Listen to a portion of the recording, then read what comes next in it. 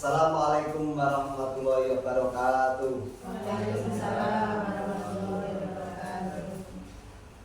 Bapak Ibu sekalian yang saya hormati, pada kesempatan kali ini saya atas izin dari kepala sekolah, juga atas bantuan dari rekan-rekan Bapak Ibu guru, akhirnya ingin mengadakan diseminasi tentang budaya positif sebagai bagian dari tagihan tugas modul 1.4 program guru penggerak angkatan 10. Bapak Ibu, acara ini tanpa dukungan dari semua pihak tentu tidak akan dapat terlaksana.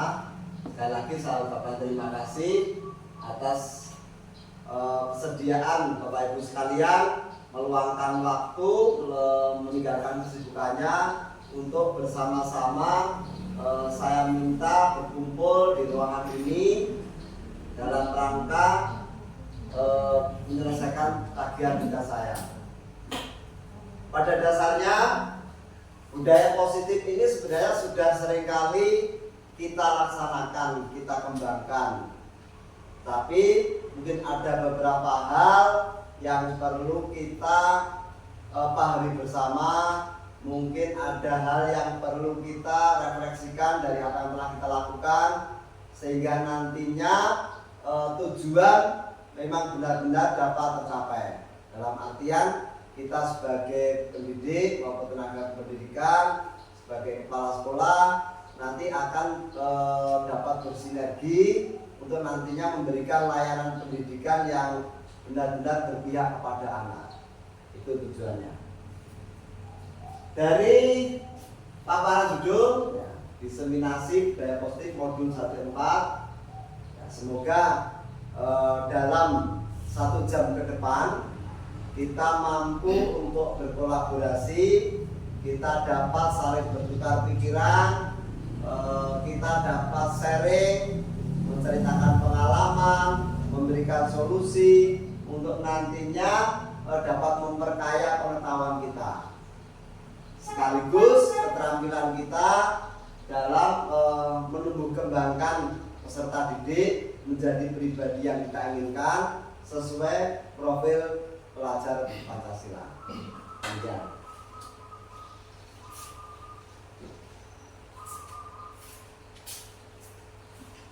Dalam program guru penggerak ini, pada dasarnya ini memang kita banyak dilatih, kita banyak dibimbing untuk kembali kepada kita sebagai seorang pendidik, di mana ada ajaran luhur dari tokoh pendidikan nasional, ya, Bapak Pendidikan Indonesia Ki Hajar Dewantara, yang pemikiran beliau hingga saat ini dijadikan sebagai patokan utama dalam memberikan program pembelajaran di negara kita.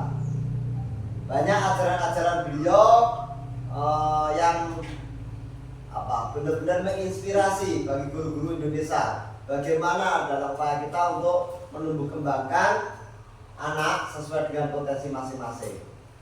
Karena pada dasarnya ajaran beliau ini adalah terlahir dari pola pikir yang benar-benar bersumber dari kejiwaan. Dalam artian proses pendidikan adalah proses membangun jiwa setiap anak Indonesia untuk menjadi pribadi yang baik sesuai dengan kepribadian Pancasila, dan nantinya mampu mewujudkan cita-citanya. Dalam artian menuju kesejahteraan hidupnya. Dalam artian dia memiliki kemerdekaan untuk berpikir. Dalam artian dia nanti mampu menjadi orang yang bermanfaat bagi nusa, bangsa, negara maupun agama. Itu pada dasarnya. Ajaran utamanya yang sering kali atau yang paling kita kenal adalah adanya trilogi pendidikan, yaitu ing ngarsa sung tulodo, ing madya mangun karsa, tuturi handayani.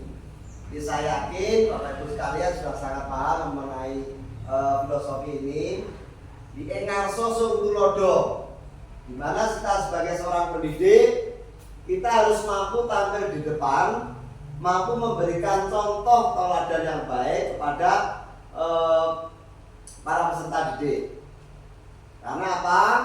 Karena kita adalah role model bagi mereka. Kita adalah orang yang selalu menjadi pusat perhatian setiap harinya. Baik kita di kelas maupun di lingkungan sekolah yang lebih luas, kita adalah apa istilahnya, tindak tanduk kita selalu diawasi karena kita akan ditiru.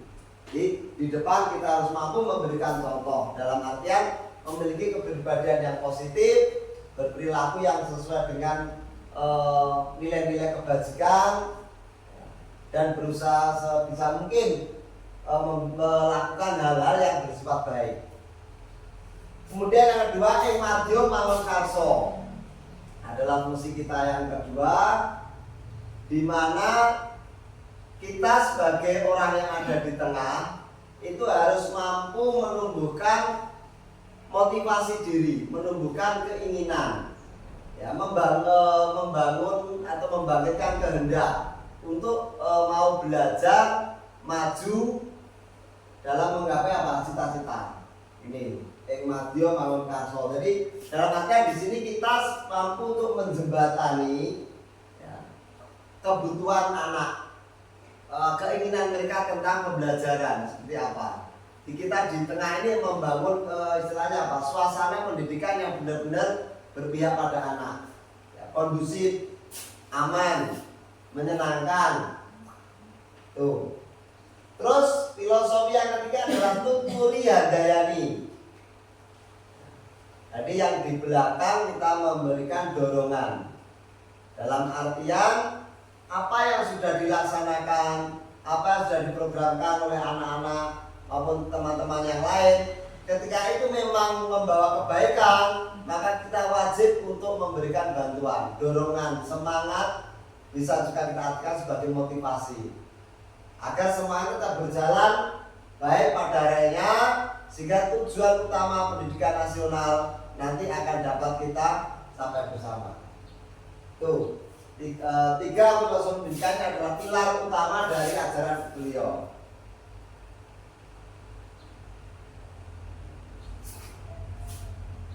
Nah, Kementerian Pendidikan Indonesia sejak dijabat oleh Bapak Nadiem Makarim itu memang mencetuskan kurikulum Merdeka Belajar. Sedangkan kita dalam Merdeka Mengajar. Apa toh artinya? Bahwa semangat merdeka yang sudah dicanangkan ini memang bertujuan untuk memperkuat pendidikan nasional yang dituangkan dalam peraturan perundang-undangan Republik Indonesia nomor 20 tahun 2003 tentang sistem pendidikan nasional, di mana harapannya bahwa setiap individu nanti dapat mampu menjadi manusia yang beriman dan pertama kepada Tuhan Yang Maha Esa, berakhlak mulia, sehat, berilmu, cakap, kreatif, mandiri, dan menjadi warga negara yang demokratis serta bertanggung jawab. Nah, dari pedoman perundangan ini akhirnya munculkan petunjuk arah, ya, agar kita untuk selalu konsisten, ya, dalam mewujudkan profil pelajar Pancasila, di mana di dalamnya terkandung nilai-nilai yang sudah saya sebutkan tadi. Ditambah dengan adanya berkebinekaan global, gotong royong, mandiri, benalah kritis maupun kreatif. Beriman, iman ya ada hubungannya dengan keyakinan. Jadi sebisa mungkin kita tanamkan pada diri kita maupun anak-anak didik kita bahwa kita yakin, kita percaya bahwa di atas semua ini ada Tuhan Yang Maha Esa, ya, Zat yang menciptakan kita, memberikan kita kelebihan, ya, dan segala sesuatu yang ada di dunia ini adalah kehendaknya. Jadi kita sebagai manusia, ya, diturunkan ke bumi, kita hanya diberi kewajiban untuk beribadah.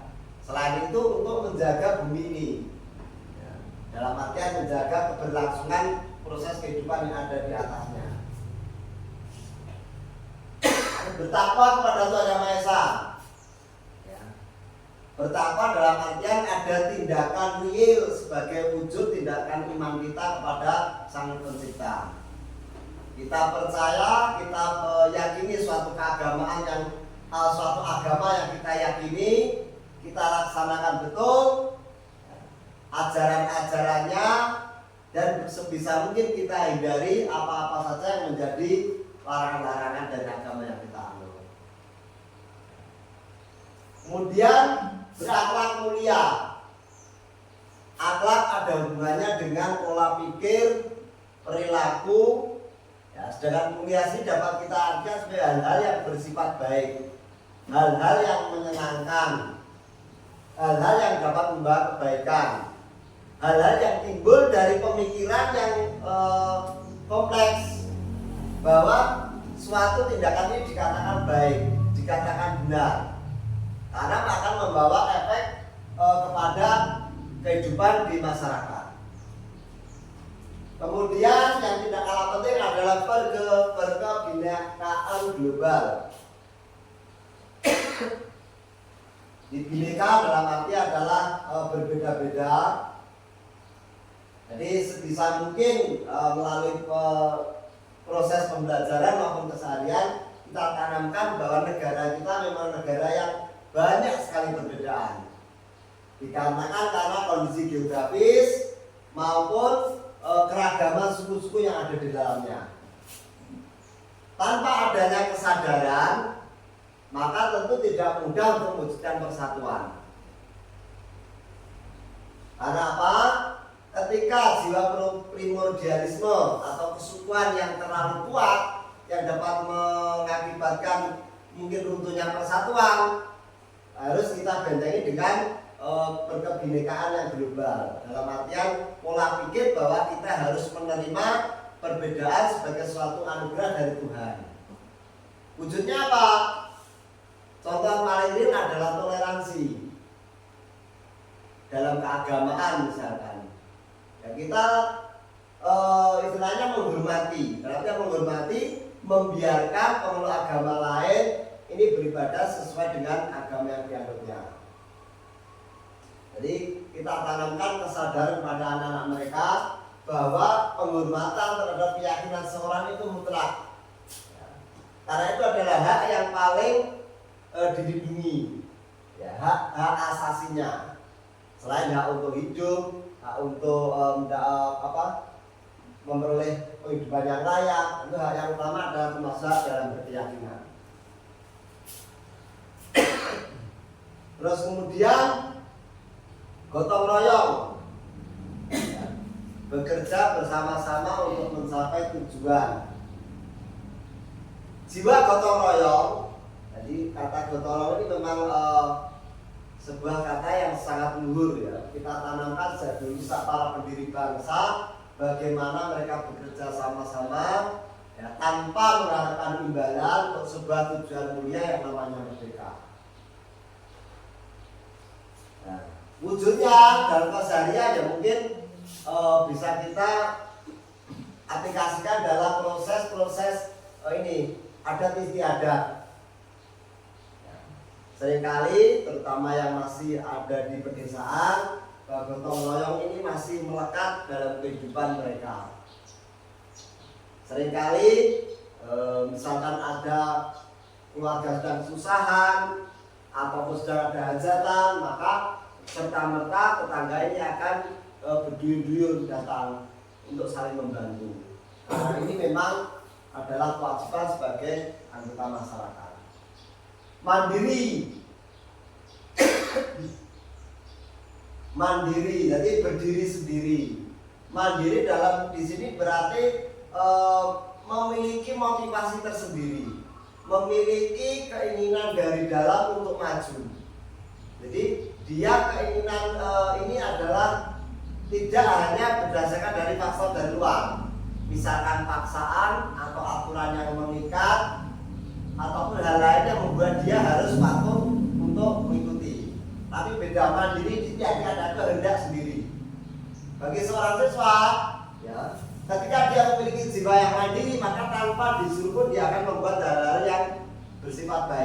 misalkan belajar, mengerjakan tugas dan lain sebagainya. Sama dengan kita sebagai seorang guru, ketika kita memiliki kemandirian, maka kita akan berusaha mengikuti program-program yang sudah dicanangkan ini dari keinginan sendiri tanpa ada paksaan dari pimpinan maupun dari instansi yang menaungi di bawah kita. Bernalar kritis, berpikir kritis. Jadi kita sebagai seorang pendidik harus berupaya untuk dapat memilah dan memilih segala informasi yang mungkin akan masuk dalam setiap harinya, baik dari media sosial, dari keseharian yang kita amati langsung. Tentu akan banyak berbagai dilema yang ada di masyarakat. Belum lagi dengan peristiwa kejadian-kejadian yang ada secara nasional disiarkan. Nah, kita harus mampu mengembangkan nalar kita, berpikir jernih untuk kemudian memberikan pendapat atau berbuat yang kira-kira memang itu yang paling tepat. Terus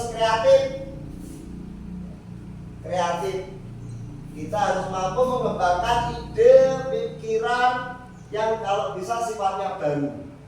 Karena hal yang berbeda tentu akan membawa daya tarik yang lebih daripada hal yang biasa. Kreatif, kita harus mengembangkan ide-ide, kita harus selalu mampu untuk bekerja menambah value dalam artian pengetahuan maupun keterampilan. Nah, kita harus tujuan utama dari Merdeka Belajar. Dasar-dasar pendidikan Ki Hajar Dewantara. Yang pertama adalah pendidikan dan pengajaran itu saling terkait dan tak terpisahkan, karena pengajaran merupakan bagian dari pendidikan. Jadi dalam proses pendidikan ada pengajaran di dalamnya. Ini adalah tugas utama kita. Jadi selain mendidik secara keilmuan, kita juga harus memberikan pembelajaran dalam artian sifat-sifat atau karakter yang kita harapkan nanti akan muncul. Harapannya seperti itu. Pengajaran itu tidak lain adalah pendidikan dengan cara memberi ilmu atau berfaedah bagi anak-anak baik lahir maupun batin dan berpusat pada peserta didik. Memberikan ilmu, keterampilan untuk nantinya sebagai bekal kehidupan saat mereka sudah kembali ke masyarakat. Ketika mereka dewasa, bekerja atau berumah tangga, bahwa ilmu yang diperoleh selama sekolah itu akan membawa manfaat. Itu yang kita harapkan. Lahir maupun batin, berpusat pada peserta didik.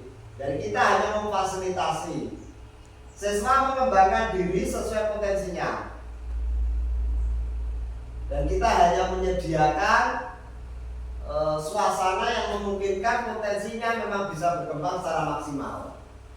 Jadi kita hanya sebagai fasilitator, karena kita sulit atau bahkan tidak mungkin untuk mampu mengubah karakter asli seseorang. Yang bisa kita lakukan adalah mungkin mempertebal katakanlah guratan karakter yang ada pada diri masing-masing anak. Ketika hal-hal positif yang dimiliki anak itu kita maksimalkan, maka insya Allah hal-hal negatif yang lain akan berkurang bahkan hilang. Kita hanya mampu menebalkan karakter-karakter yang baik yang sudah merupakan bawaan dari anak. Tidak mudah ketika kita mencoba untuk memberikan istilahnya memaksakan suatu sifat kepada setiap orang, karena memang inilah keunikan daripada setiap manusia. Pendidikan diartikan sebagai tuntunan dalam hidup tumbuhnya anak-anak. Dalam menuntut pendidik diibaratkan sebagai seorang petani. Di seorang petani, kita menanam padi, tentu tidak mungkin tukul suket teki. Kecuali memang itu tanaman pengganggu yang harus kita singkirkan. Karena kita menanam padi, yang kita harapkan adalah bahwa hasil panen ini nanti akan melimpah sesuai dengan jumlah maupun kualitas yang kita harapkan. Sebagai petani kita hanya mampu merawatnya, memberikan pemupukan, pengobatan, pengairan, dan segala sesuatu yang dibutuhkan untuk tumbuh kembangnya tanaman. Tidak ubahnya seperti anak. Jadi anak ini nanti akan kita semai, ibaratnya sekolah adalah persemaian bagi mereka. Ini nantinya mereka akan tumbuh seperti apa nantinya, kita hanya memfasilitasi. Kita hanya memberikan hal-hal yang terbaik yang kira-kira dibutuhkan bagi perkembangan mereka sesuai bakat dan minatnya. Nah, inilah kebutuhan anak-anak. Keinginan kodrati dari setiap anak, didiklah kami sesuai dengan yang pertama adalah kodrat alam, dan yang kedua kodrat zaman. Kodrat alam, di mana di Merdeka Belajar ini kita diharapkan mampu membaca kondisi geografis maupun keadaan sosial budaya dari masyarakat kita.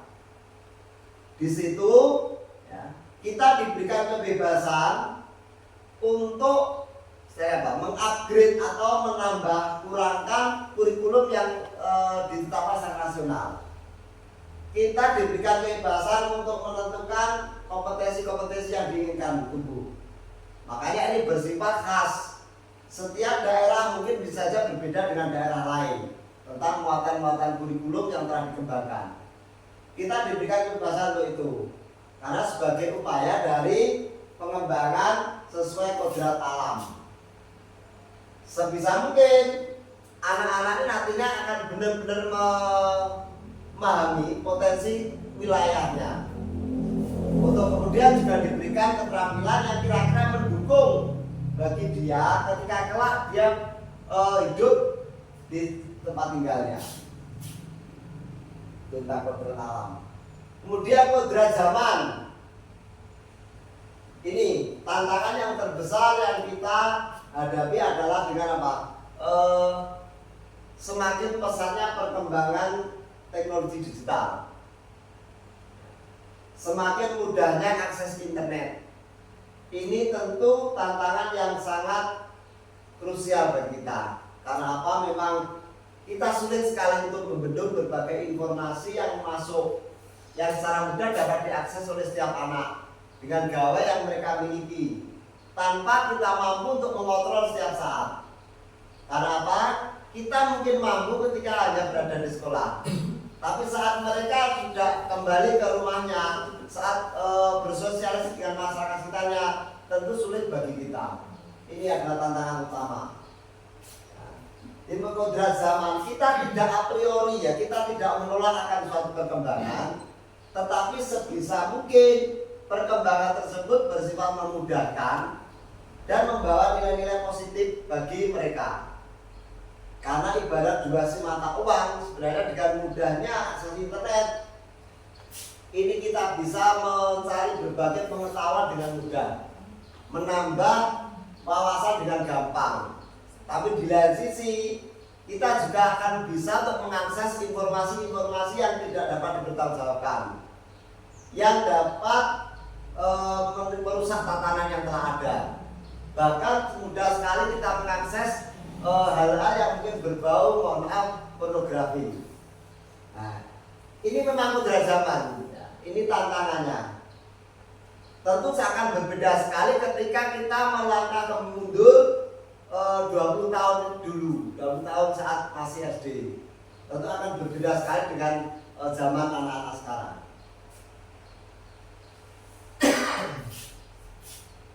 Anak-anak pada dasarnya mereka membutuhkan guru yang memang berpihak kepada mereka, berpihak kepada murid, di mana kita berusaha untuk mengerti apa yang mereka butuhkan, apa yang mereka inginkan, apa yang mereka senangi.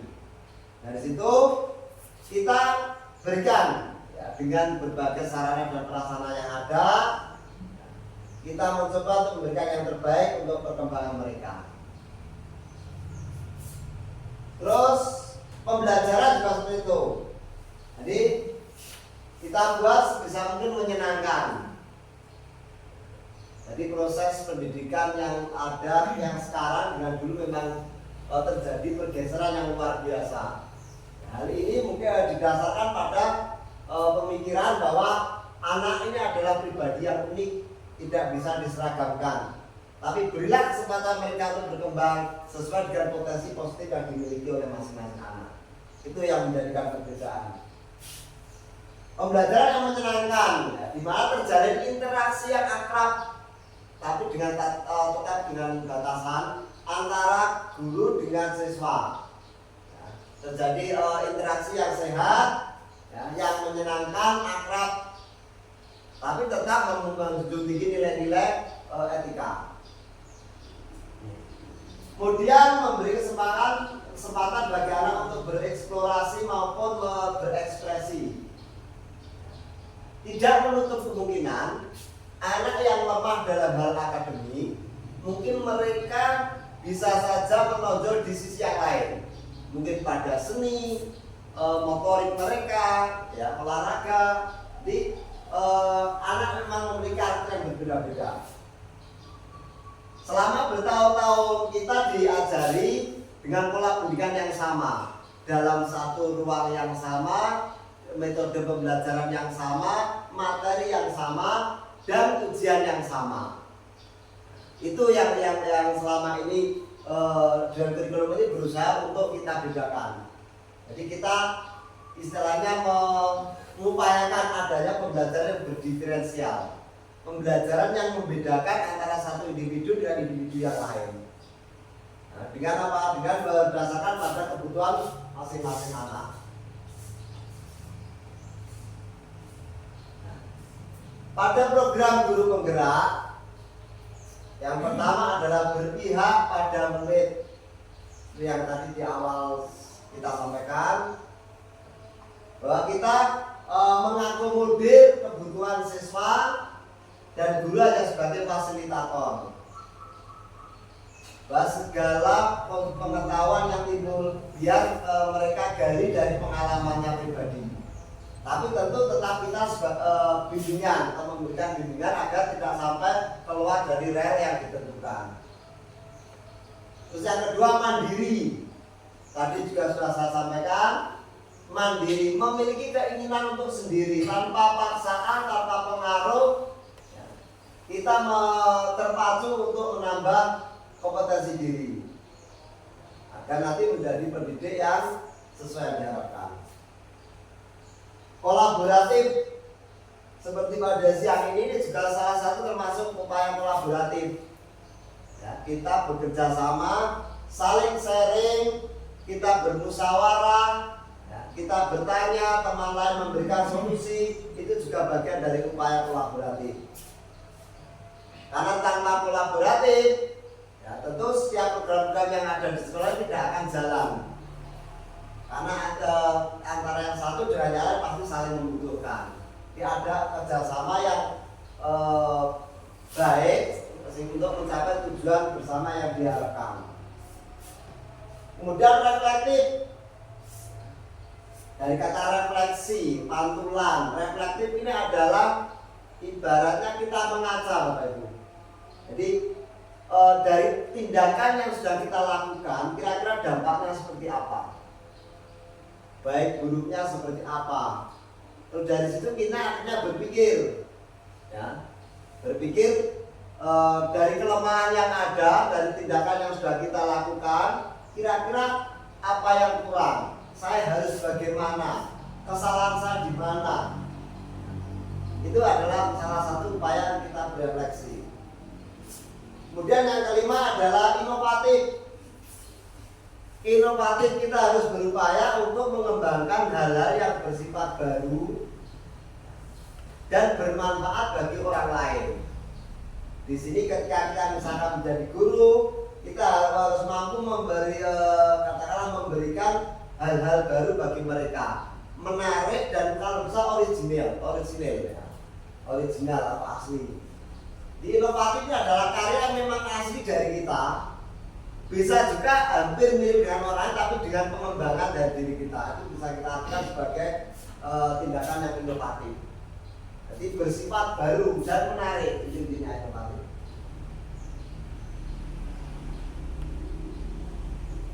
Selain dari nilai-nilai, kemudian berikutnya adalah peran sebagai guru penggerak.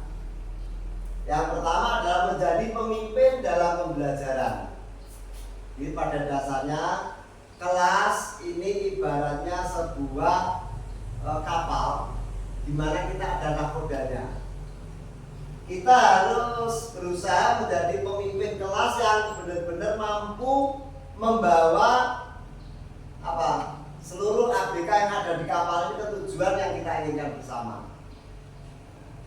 Kita harus mampu menjembatani keinginan mereka. Kita harus mampu menanamkan pengetahuan yang baik bagi mereka dengan berbagai metode maupun atau cara yang sudah Bapak Ibu ketahui. Kemudian yang kedua, menggerakkan komunitas praktisi. Diharapkan di sekitar kita tentu banyak komunitas sebagai pendidik. Misalkan ada gugus, ada KKG, maupun komunitas belajar lainnya. Nah, kita diharapkan tidak mampu untuk menghidupkan kembali. Kita diharapkan untuk menggairahkan kembali adanya komunitas praktisi sebagai wadah untuk kita sharing berbagai komunikasi maupun pengetahuan. Terus yang ketiga, menjadi coach bagi guru lain. Ya, coach kalau dalam bahasa olahraga kita artikan sebagai pelatih. Tapi di sini bisa juga kita maksudnya mengajak rekan guru yang lain, rekan sejawat, untuk selalu intens dalam berinteraksi, saling melengkapi, bertukar pendapat untuk memperoleh metode yang terbaik. Itu bisa kita artikan itu juga. Meskipun pada saat kita seorang pelatih, tapi kita tidak menutup kemungkinan akan mendapatkan hal baru dengan rekan-rekan yang kita ajak untuk berproses. Yang keempat, mendorong kolaborasi antar guru. Ini tadi ya, kerjasama antar guru melalui berbagai komunitas dan mewujudkan kepemimpinan murid, di mana mereka memperoleh pengetahuan karena unsur intrinsik dari dirinya. Jadi kepemimpinan pada dirinya sendiri, bahwa saya mendapatkan ilmu karena keinginan saya, ketertarikan saya. Itu kepemimpinan murid. Jadi murid kita berikan porsi yang sama dalam beberapa hal. Misalkan tentang pembentukan aturan-aturan yang ada di kelas, budaya positif yang ada di sekolah. Apa pentingnya tentang budaya? Bagaimana kita menciptakan suasana positif di lingkungan kita selama ini? Kita lanjut.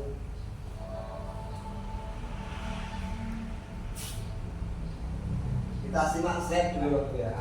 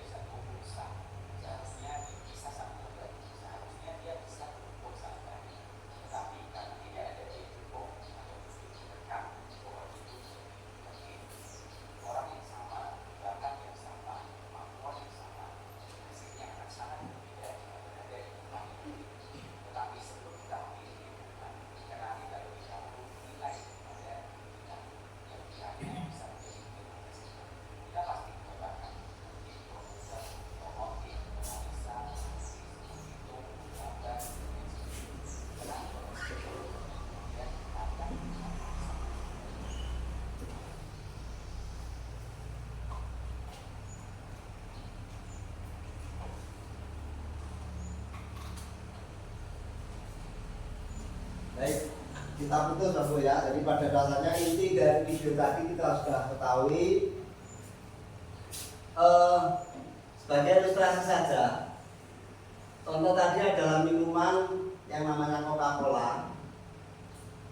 Dia berasal dari pabrik yang sama, dia diangkut oleh kendaraan yang sama, tetapi ketika dia ditempatkan di tempat-tempat yang berbeda, tentu dia memiliki value yang nantinya akhirnya berbeda. Dari situ kita paham bahwa tadi ada yang di warung, ada yang di rumah, ada yang di hotel berbintang 5. Tentu ada setiap kalinya itu akan beda harganya.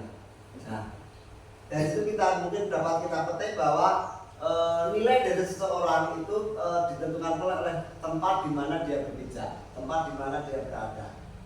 Itu yang tadi sekilas kita amati.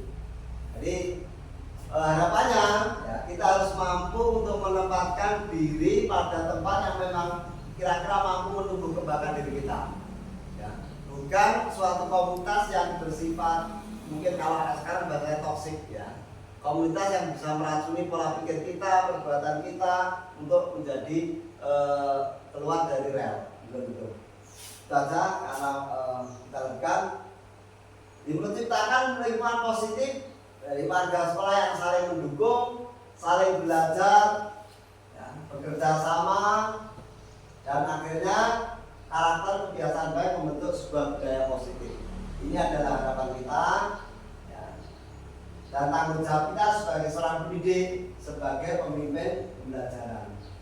Latar belakangnya, karena budaya positif adalah penutup dari nilai-nilai atau keyakinan universal yang diterapkan di sekolah. Setiap sekolah hendaknya mampu untuk menciptakan budaya positif di mukanya. Budaya yang berakar kuat dari kebiasaan yang dilaksanakan secara kontinu dan sadar. Ini intinya.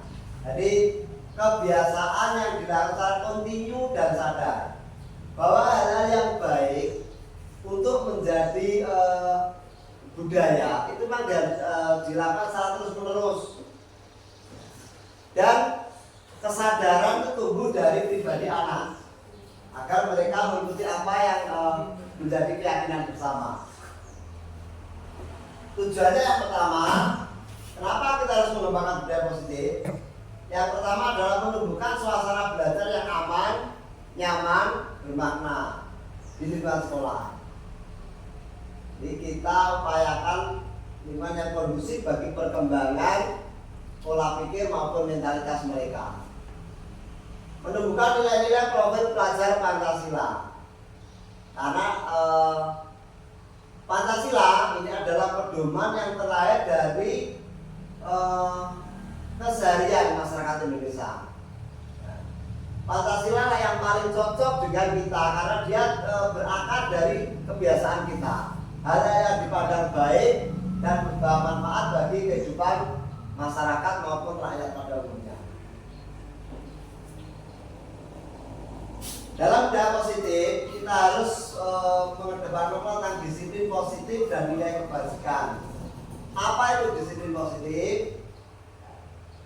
Ya, disiplin angan kita adalah sesuatu yang kadang bersifat memaksa, aturan, otoriter. Mungkin itu awal pola pikir kita. Tapi dalam artian di sini kita harus mampu untuk mengubah mindset bahwa disiplin ini pada dasarnya kan apa? Sifat patuh pada aturan atau keyakinan yang bersifat universal, keyakinan baik atau nilai-nilai kebajikan yang bersifat universal. Universal dalam artian nilai ini diyakini dan disepakati memang baik. Jadi secara universal tidak memandang suku, agama, ras, golongan. Ketika hal itu sama-sama berlaku tanpa memandang perbedaan, itu yang bisa kita katakan sebagai bersifat universal, di menyeluruh. Terus kemudian ini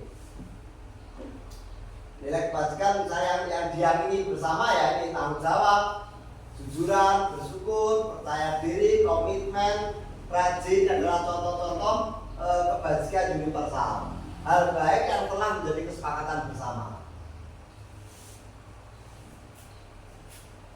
Dalam filosofi Ki Hajar Dewantara, disiplin positif tidak harus memberikan hukuman. Hukuman itu hanyalah solusi terakhir. Bahkan kalau perlu tidak kita gunakan sama sekali untuk membuat seseorang atau anak menjadi patuh pada aturan. Selama ini memang kita hukuman pasti ada, tapi setelah ini akan kita kupas bagaimana kita seharusnya. Kita lewati saja ya, ini saya kira kurang lebih sama. Nah, bisakah kita mengontrol seseorang?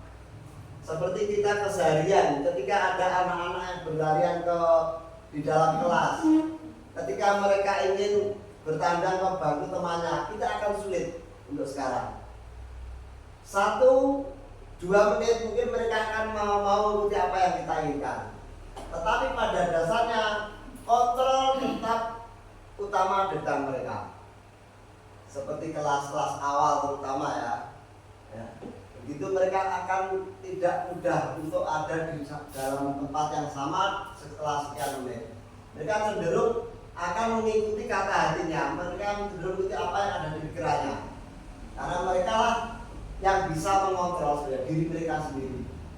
Nah ini nantinya terbangun dari apa? Terbangun dari kesadaran diri, kontrol diri.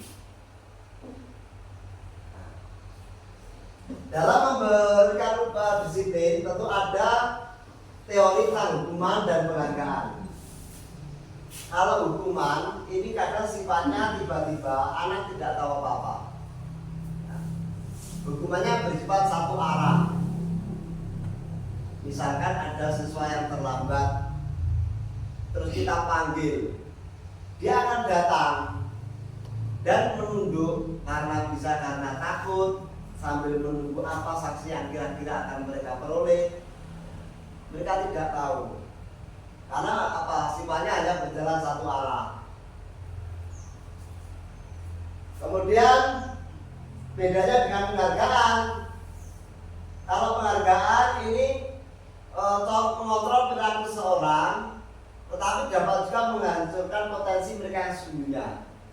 Contohnya, misalkan seorang anak yang patuh karena kita mengiming-imingi dengan hadiah misalkan. Misalkan hadiah. Oke, mungkin beberapa kali dia akan mengikuti apa yang kita inginkan. Tetapi lama-kelamaan dia akan menjadi tergantung. Karena motivasi tidak berasal dari kesadaran diri, tetapi karena keinginan untuk memperoleh hadiah yang kita tawarkan. Kemudian potensinya yang menjadi rusak karena dia hanya mengharapkan imbalan. Dia tidak akan mau bergerak tanpa adanya imbalan yang telah disepakati sebelumnya.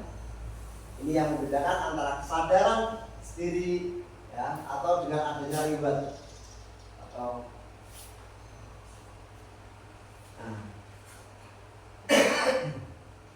dalam bertindak maupun berperilaku pada saat manusia itu ada 3 hal yang memotivasi atau yang menyebabkan. Bisa juga untuk menghindari ketidaknyamanan atau hukuman. Contoh, dia datang berusaha pagi agar tidak berdiri di halaman zaman dulu. Dia menghindari ketidaknyamanan, dia tidak senang dengan hukuman itu, maka dia datang pagi. Yang kedua, dia mendapatkan imbalan. Misalkan kalau datang pagi, nanti mendapatkan permen misalkan. Ini motivasi yang kedua. Dia ada nilai ekonomis yang diharapkan. Nah, yang ketiga yang paling baik untuk menjadi orang yang mereka inginkan. Menjadi orang yang diinginkan sesuai keyakinan diri dan akhirnya menjadi contoh dan membawa dampak bagi orang-orang yang ada di sekitarnya. Tindakan seorang ini tidak menutup kemungkinan adanya 2 perbedaan identitas. Ada identitas gagal dan ada identitas yang sukses. Dalam identitas gagal ini biasanya karena adanya faktor hukuman. Ketika kita memberikan sanksi kepada seorang anak, maka dia seolah dia ini adalah anak yang tidak penurut, dia berseberangan dia menjadi pribadi yang tidak diinginkan, yang pertama itu seperti itu. Ya, dia menyalahkan dirinya sendiri. Identitas yang gagal. Kalau identitas sukses, ketika dia setelah mendapatkan melakukan konsekuensi atas salahnya, atau setelah kita berikan penerapan restitusi dalam nilai masalah, tentu dia akan kembali ke komunitasnya dengan bangga, kembali dia kembali dengan perasaan yang lebih dapat pengetahuan baru, dapat pengalaman baru, dan dia tetap happy. Dia tidak mengutuk dirinya sendiri. Ya. Dia bangkit karena motivasi. Pada dasarnya kebutuhan manusia itu ada 5: bertahan hidup, cinta dan kasih sayang, kesenangan, kebebasan, dan kekuasaan. Bertahan hidup jelas, makanan yang kita konsumsi tujuannya untuk bertahan hidup. Mempertahankan daerah yang kita tempati juga bertahan hidup. Yang kedua, cinta dan kasih sayang. Setiap manusia pada dasarnya tetap mengharapkan ajaran cinta dan kasih sayang, baik dari keluarga maupun orang-orang yang ada di sekitar kehidupan. Kesenangan, perasaan senang dengan berbagai upaya yang akan kita lakukan, karena ini memang kebutuhan dan kebutuhan dasar. Mungkin rekreasi, mungkin kita bercengkrama bersama, mungkin kita melakukan hal-hal yang kira-kira menumbuhkan rasa senang. Itu juga termasuk kebutuhan dasar. Kebebasan berpikir, berpendapat, kebebasan melakukan sesuatu, ini juga kebutuhan. Hanya saja kebebasan tidak boleh kebablasan. Dalam artian dari hak yang kita miliki, ada hak orang lain yang juga harus kita ada pembatasan. Gitu. Jadi bukan kita bebas tuh segala sesuatunya berat, kita bebas apa saja, bukan begitu. Terus kekuasaan, sifat dasar manusia, dia memang akan ingin menguasai orang lain. Bahkan pada ambisi yang lebih besar mungkin dia ingin menguasai negara lain. Karena ini masih pada dasar yang ada pada diri manusia. Jabatan, kedudukan itu juga termasuk kekuasaan yang juga kebutuhan dasar sebagai pengakuan dirinya. Bedanya kalau keyakinan kelas ini lebih bersifat abstrak daripada peraturan. Jadi dia tumbuh karena hasil musyawarah bersama. Nilai-nilai yang keluar dari anak bersama guru kemudian disepakati bersama. Penyataan universal ini berlaku untuk menyeluruh. Nilai-nilai tersebut dipandang baik dan bermanfaat.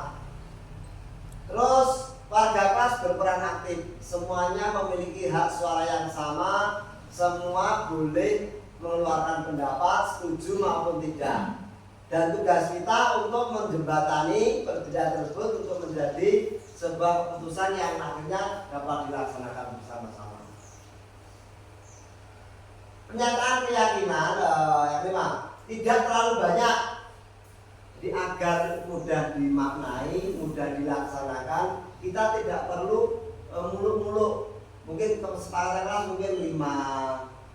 Hal yang paling krusial saja dulu. Kita awali dari hal yang paling sederhana, baru kemudian kita tambah ke hal yang lebih kompleks. Bisa direvisi karena apa? Melihat keadaan, melihat situasi maupun kondisi untuk disesuaikan. Nah, restitusi 5 posisi kontrol seorang guru. Di kemarin restitusi ini adalah penanganan masalah dengan ini tanpa menghancurkan identitas seorang. Jadi ketika dia bermasalah, kita berikan penanganan, dia mampu kembali untuk menjadi lebih baik lagi, tapi tanpa terbawa oleh nilai-nilai negatif yang diakibatkan ketika kita salah dalam melakukan penanganan. Ada penghukum, ada pembuat merasa bersalah, ada guru sebagai teman, guru sebagai pemantau, maupun guru sebagai manajer. Yang pertama, contoh guru sebagai penghukum. Dia suka melakukan hukuman fisik maupun kata-kata atau verbal. Orang yang menjadi si penghukum selanjutnya mengatakan bahwa sekolah memerlukan sistem atau alat yang menekan murid untuk lebih dalam lagi. Seperti ini. Patuhi aturan saya, atau awas. Itu adalah pola penghukum. Kamu selalu saja salah. Kapan kamu akan benar? Verbal yang kita keluarkan ini mungkin tanpa sadar akan melukai kejiwaan mereka dan tidak menutup kemungkinan akan berdampak pada pola perkembangan perilaku mereka. Terus membuat orang merasa bersalah. Beda dengan yang tadi, kalau ini guru bersuara lebih lembut. Dia menggunakan situasi yang hening untuk mengetuk hati si anak yang bersalah agar dia menyadari kesalahannya. Dia betul-betul menyesal, merasa bersalah, tidak nyaman dan rendah diri. Ada negatifnya juga. Contoh kalimatnya, gimana coba kalau orang tua kamu tahu kamu berbuat gini? Berapa kali bapak harus mengingatkan kamu ya? Ketika kita ketemu dengan kata-kata yang lembut dalam suasana yang hening, ketika anak itu tidak menerima, dia akan merasa menyesal sekali, tidak nyaman karena kesalahan yang telah diperbuat, atau bahkan rendah diri. Rendah diri berarti karena dia identitasnya yang tadi, identitas yang tidak sukses. Jadi dia kembali dia seolah aku ini orang yang selalu salah, aku orang yang selalu melanggar aturan, aku dijauhi teman-teman, aku orang yang tidak disukai bapak atau ibu guru. Ya, aku lah seperti ini ya. Ini karena negatifnya terkadang timbul seperti itu. Kemudian sebagai teman, kita memposisikan diri membangun keakraban agar terjalin komunikasi yang efektif. Ayolah bantu demi bapak ya. Ya sudah, kalau ini tidak apa-apa, nanti bapak bantu bereskan. Nah, ini seolah-olah kita memandang siswa sebagai teman. Positifnya, siswa menjadi tidak segan-segan untuk mengungkapkan apa yang dia inginkan, mengungkapkan perasaannya kepada kita. Tapi kurang banyak adalah terkadang timbul hal-hal yang ini agak melewati batas, dalam artian ya mungkin dari beberapa orang masih wajar, tapi terkadang saya merasa kurang pas kadang ya. Kita terlalu akrab, terkadang juga kurang pas. Kita harus ada batasan. Sebagai monitor atau pemantau, monitor mengawasi. Jadi, kita ibaratnya sudah mengetahui konsekuensinya. Kita hanya mengingatkan saja. Kamu melanggar kesalahan ini, konsekuensinya harus seperti ini. Ibarat kita hanya mengawasi dan mengingatkan. Kamu tahu peraturannya apa, kalau terlambat ya sudah jalankan itu. Apa yang telah kamu lakukan sudah disepakati, silakan dilaksanakan. Nah, yang terbaik adalah posisi sebagai manajer atau pemimpin, di mana guru berbuat sesuatu bersama dengan murid. Mempersilahkan muridnya mempertanggungjawabkan perilakunya dan mendukung murid agar dapat menemukan solusi atas permasalahannya sendiri. Jadi kita bangun mereka untuk menyadari, kemudian mencari solusi, ya, dengan tanpa merugikan orang lain. Nah, inilah yang kita katakan sebagai restitusi, yaitu menciptakan kondisi bagi murid untuk memperbaiki kesalahan mereka, sehingga mereka bisa kembali kepada kelompok mereka dengan karakter yang lebih kuat menurut dosen. Ciri-cirinya,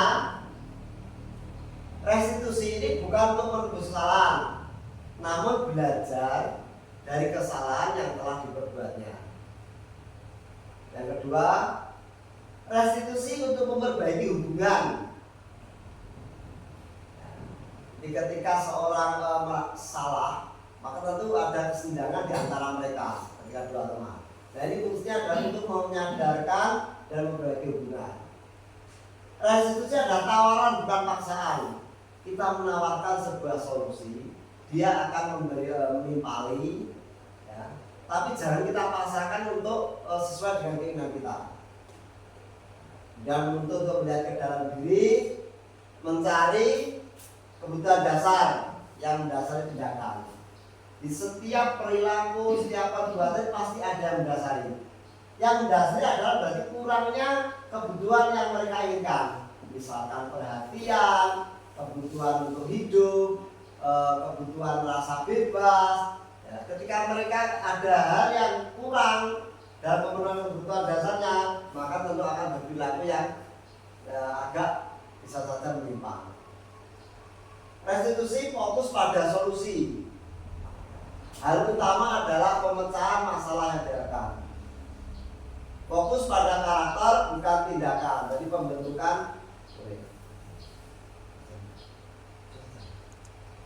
Ketika restitusi, langkah-langkahnya yang pertama adalah menstabilkan identitas. Kemudian setelah identitas stabil, baru kita masuk ke validasi tindakan yang salah. Kemudian kita menanyakan keyakinan. Contoh realnya adalah berikut. Ini langkah-langkahnya pada setiap restitusi. Terus kita gunakan teori kontrol. Kita tanya jawab, kita komunikasi, kemudian kita berikan solusi. Itu contoh daripada upaya penanganan masalah secara restitusi.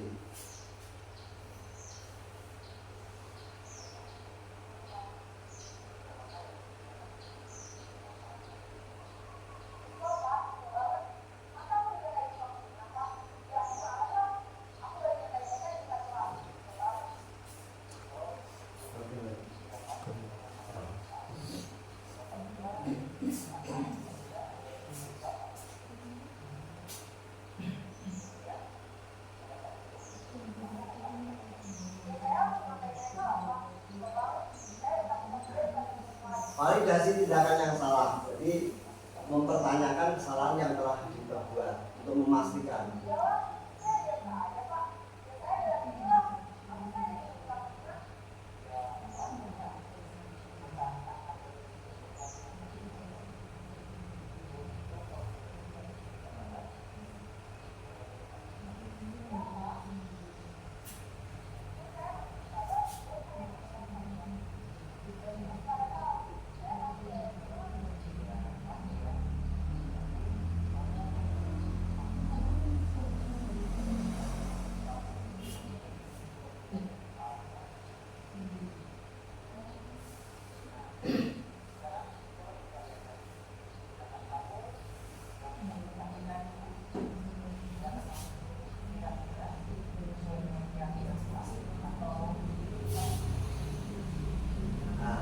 Itu tadi langkah-langkah pada pembelajaran restitusi. Ya. Tadi ada korelasi tentang tujuan disiplin positif dengan penanganan masalah secara restitusi. Jadi diharapkan dengan disiplin positif ini semua tercipta ya lingkungan belajar yang benar-benar kondusif bagi perkembangan jiwa anak. Nah, pengalaman dan pembelajaran yang saya dapatkan bahwa setelah sesi refleksi ini, kira-kira peristiwa apa yang kita alami? Peristiwa ini bahwa segala sesuatunya ya, itu yang terpapar di hadapan kita ini pasti ada sebab musababnya. Kita harus benar-benar memahami fakta yang ada atau peristiwa yang terjadi. Feeling perasaan kita setelah mengikuti sesi ini mungkin ada perasaan senang, mungkin ada bahagia, mungkin ada tambahan pengetahuan, finding hal-hal baru yang kita peroleh, bahwa kita menjadi semakin tahu adanya alternatif lain dalam penyelesaian masalah yang lebih baik daripada sebelumnya. Dan future penerapan. Jadi semoga apa-apa yang saya sampaikan hari ini secara bersama-sama kita mampu dan bisa untuk melaksanakan demi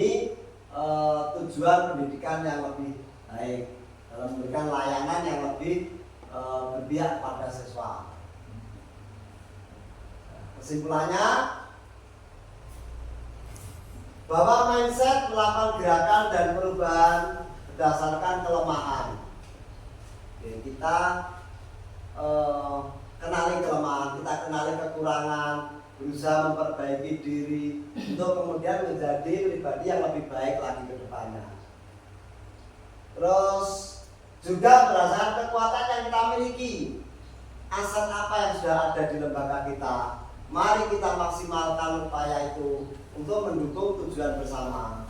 Terus kemudian menjalankan kebiasaan baru yang memang awalnya memang sulit, tapi dengan kita kerjasama, dengan kita memiliki kesadaran bersama, tentu membuahkan hasil yang luar biasa. Jadilah teladan bagi anak didikmu, tetaplah berkolaborasi, karena kerjasama adalah kunci dalam melakukan perubahan kebiasaan yang positif. Saya kira untuk kesempatan kali ini cukup sekian Bapak Ibu Guru. Terima kasih atas waktu yang Bapak Ibu berikan kepada saya untuk melaksanakan kewajiban sebagai tugas modul 1 ke 4 sekaligus media refleksi bagi kita bersama dalam memberikan layanan pendidikan kepada anak agar kedepannya kita tidak salah langkah, kita kedepannya mampu menjalankan tugas pokok dan fungsi dengan lebih baik lagi.